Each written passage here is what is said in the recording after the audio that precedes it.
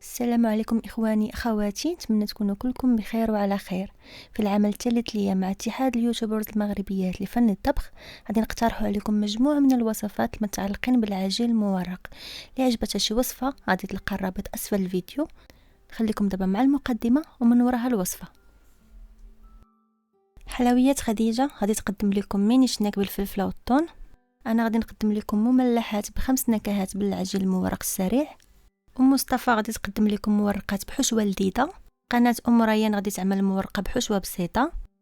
كويزين حنان غادي دير ميني بيتزا بشكل جديد ورقي. قناه شهوات جميله غادي دير مورقات بنكهه الشاورما. طبخ ليلى غادي دير كرواسون مالح. قناه شهوات كوزينتنا غادي دير شوصون حلوين. قناه دوق حكم غادي دير مورقه بالدنجال. سوسو كيتشن غادي تقدم لكم مورقات بالطون. قناة وصفات أمل القنطري غادي دير لكم ميلفوي مالح وبسيط. حلويات أسماء غادي دير مملحات مورقة بحشوة لذيذة. قناة شهوات ميري غادي دير فطير الشاورما بحجم عائلي. نضال غادي دير لكم سمكة بحشوة البيتزا. قناة حلويات النخيل غادي دير مورقات سهلة بالعجين السحري. قناة سميرة الحمدي غادي دير فطيرة بالنقانق. وفي الأخير قناة كليك كوك غادي دير فولوفون. كنعاود نذكركم بان روابط هاد الوصفات غادي تلقاوهم تحت الفيديو في صندوق الوصف، وما تنساوش تشتركوا معنا في الجروب الرسمي للاتحاد في الفيسبوك. ندوزو دابا للوصفه.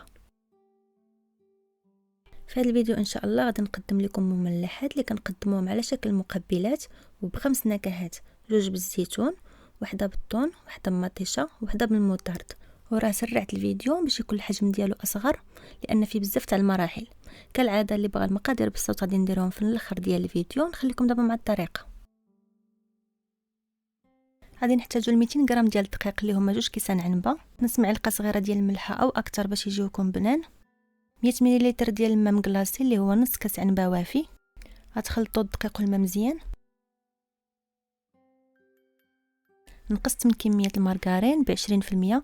غادي نحتاجوا 160 غرام ديال المارغرين اولا زبده التوريق تكون محكوكه. غادي نزيدوا على العجين وغادي نخلطوهم مزيان على بعضهم حتى تولي عندنا عجينه متجانسه. غادي نغلفوها ونحطوها ترتاح ساعه في الثلاجه.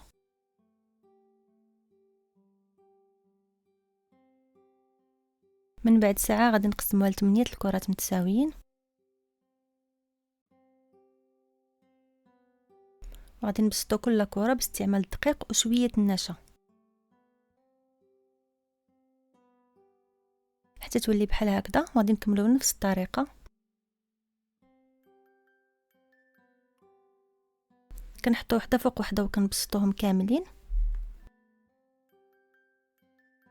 حتى كتولي رقيقه بحال هكذا. كنطويوها مره واحده وكنبسطوها غير شي شويه. دابا غادي نقسموا العجين على 2 وغادي نحطوه في الثلاجه بما نصاوبوا الحشوه. غادي نبداو بلي بالميه بالزيتون الكحل والزيتون الخضر. غادي ناخذوا الزيتون الكحل بلا عظم وغادي ندوزو في الطحانه تاع مطيشه. الا طحنتوه في الطحانه العاديه ما خاصكمش تطحنوه بزاف.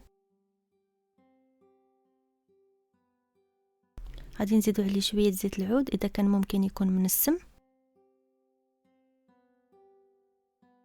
صافي كنخلطو مزيان ونفس الطريقه كنديروها مع الزيتون الخضر. غادي ناخذ النص ديال العجين وغادي نبسطوه مزيان على شكل مستطيل. غادي ندهنوه كامل بداك الزيتون اللي طحنا ونطويوها هكا على بعضها. ممكن تطويوها على شكل دائري الا كنتو بغيتو.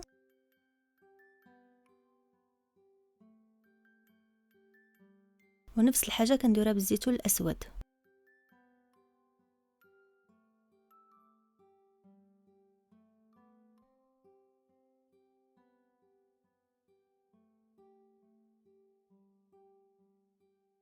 كندهنوا الوسط ديالهم بابيض البيض وكنلصقوهم مزيان على بعضهم باش ما كيتحلوش لينا في الطياب. دابا غادي نحطوهم في المجمد يعني الكونجيلاتور تقريبا شي نص ساعه باش كيسهلوا علينا في التقطاع. من بعد كنجبدوهم وكنقطعوهم بشرائح بعرض من سنتيمتر لسنتيمتر ونص. كنحطوهم في الطاوه وكنقادو الشكل ديالهم على شكل قلب وندخلوهم يطيبوا على 200 درجه اللي هي حراره مرتفعه. الفرن يكون شاعل من الفوق ومن التحت حتى يوليو ذهبيين. دابا غادي نصاوبوا الغولي الحلزوني بمطيشه. غادي نبسطوا العجين المورق على شكل مستطيل وغادي ندهنوا الطرف ديالو بالماء. غادي نخلطوا 2 معالق كبار ديال مطيشه الحك مع نص معلقه ديال الهريسه، نخلطوهم مزيان وندهنوا بهم العجين كامل. ندردروا عليه شويه الفرماج محكوك ونطويوه بهذه الطريقه حتى نوصلوا للطرف اللي دهنا بالماء ونسدوه.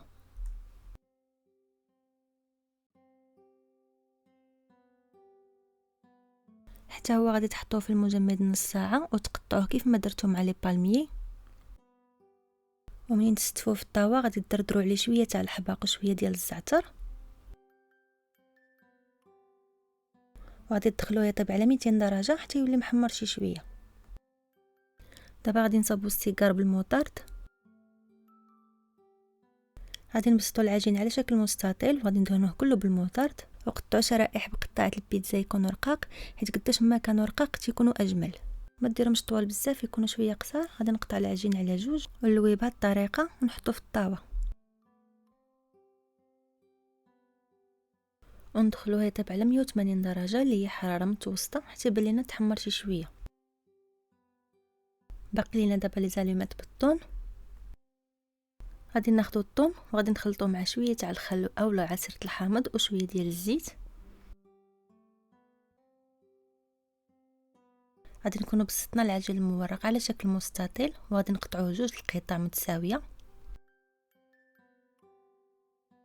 غادي ندهنوا النصف الاول باصفر البيض وغادي نوزعوا فوقه الطون.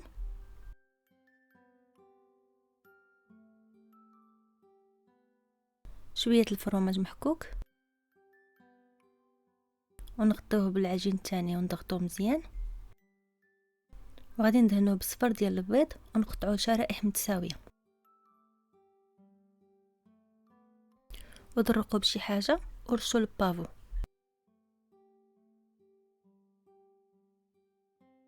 وغادي ندخلوهم يطيبوا على 200 درجه حتى يتحمروا.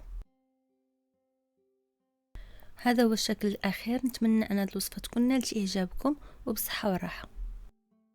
في المقادير غادي نحتاجو 200 غرام ديال الدقيق اللي هما 2 كيسان عنبه، 160 غرام ديال المارغرين التوريق اللي هما 8 المعالق كبار، 100 غرام ديال الماء بارد اللي هو نص كاس عنبه وافي، نص معلقه صغيره ديال الملح او اكثر، شويه الدقيق مخلط مع مايزينا، الزيتون الخضر والزيتون الكحل، بيضه، طون، الموطارد، الخل، زيت العود، مطيشه الحك، شويه الهريسه، الفرماج احمر والزعتر والحباق.